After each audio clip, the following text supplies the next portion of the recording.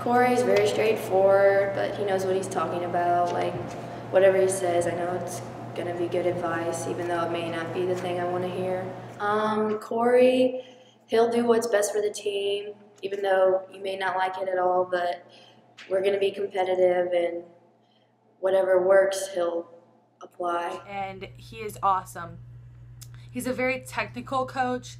He likes to make sure that everything's right about the little things before he moves on to like the big picture, like your platform, like every little part of it. He wants to make sure it's perfect.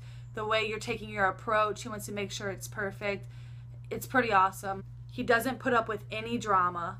He'll go straight to the point if there's an issue on the team. He doesn't want to mess up any team chemistry. He likes to make sure that he has the right girls on the team that won't ruin anything going for the team.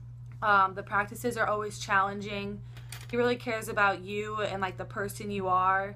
He'll do anything to get you guys a scholarship. He's the one who got me mine. He went out of his way to make sure that I was getting recruited. He made me put down a list of schools that I was interested in. He contacted every single school. He was a big part in my recruiting process.